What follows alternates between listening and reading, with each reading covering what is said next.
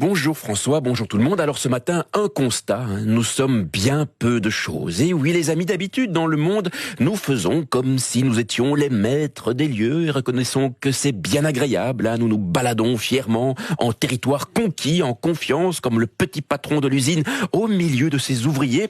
Nous faisons comme si le monde était un truc construit pour nous, qui était à nous et qu'on pouvait en faire ce qu'on voulait. C'est vrai que nous sommes hyper forts. En quelques siècles, nous avons soumis tout le monde, les dauphins, les baleines, les requins, les lions, les pumas, les éléphants, les loups. Si on a envie, nous pouvons tuer tous ces trucs juste pour le fun, pour en faire des tapis, des descentes de lit, ou bien on peut les épargner parce qu'on est sympa, ou bien on peut les mettre dans des eaux pour leur jeter des vieux bouts de pain en rigolant. Et t'as vu le gorille qui se gratte le cul? Les plus forts, les plus badass, c'est nous, on n'a rien à craindre, on est bien installés. Quand il pleut, on ferme la fenêtre et on s'en fout de la pluie. Quand il gèle, on allume le chauffage et on s'en fout du froid.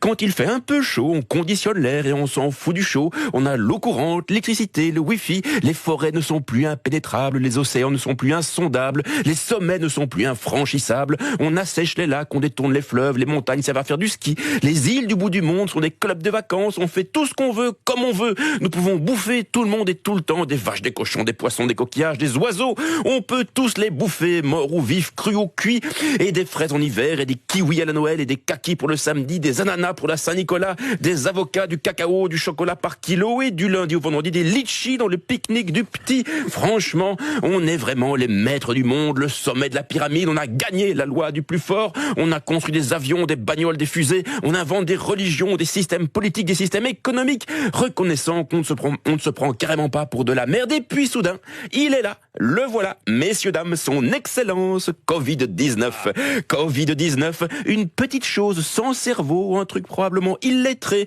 un truc même pas capable de faire la différence entre une Stella et une Duvel, un truc même pas vraiment vivant, un simple petit paquet d'acide nucléique additionné d'une pincée de protéines. Le Covid-19, quelle incroyable puissance possède ce petit salopard d'à peine 50 nanomètres qui en quelques semaines nous a bien fait comprendre que nous n'étions les patrons de rien du tout, que nous nous bercions d'illusions, que nous étions juste des petits sacs de chair bien vulnérables avec quelques neurones posés dessus. Vous François et vous Antoine et toi plus moi plus lui plus elle, tous des petits sacs de chair, tous fragiles.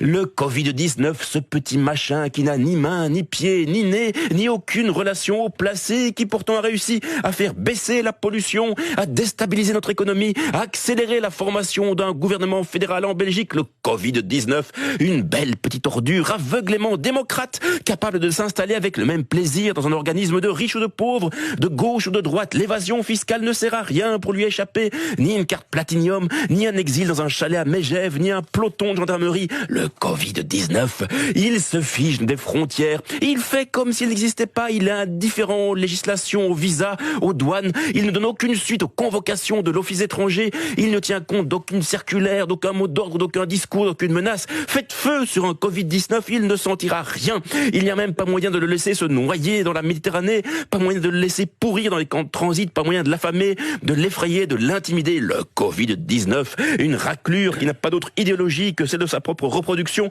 Ça, c'est un point commun que j'ai avec lui.